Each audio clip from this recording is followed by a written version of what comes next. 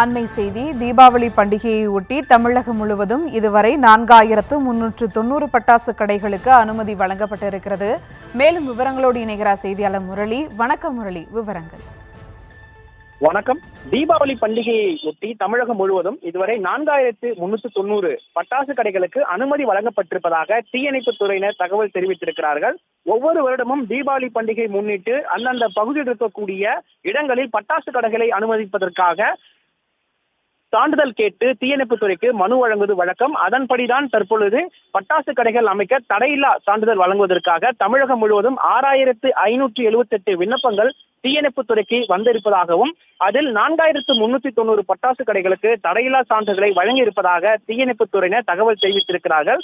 மீதமுள்ள விண்ணப்பங்கள் பரிசீலனை செய்யப்பட்டு வருவதாகவும் தீயணைப்பு துறையினர் தகவல் தெரிவித்திருக்கிறார்கள். குறிப்பாக வெடிபொருள் சட்டத்தின்படி பின்பற்ற வேண்டிய விதிமுறைகள் அடிப்படையில் அந்த வசதிகள், பாதுகாப்பு அம்சங்கள் உள்ளிட்டவை ஆய்வு செய்த பிறகே தடையில்லா சான்றிதழ் வழங்க இருப்பதாகவும் தீயணைப்பு துறையினர் தெரிவித்திருக்கிறார்கள். அது மட்டுமில்லாமல் பொதுமக்கள் அதிகம் கூடும் இடங்களுக்கு அருகே பட்டாசு கடைகள் அமைக்க தடையில்லா சான்றிதழ் வழங்கப்படுவதில்லை எனவும் தீயணைப்புத்துறை அதிகாரிகள் தகவல் தெரிவித்திருக்கிறார்கள்.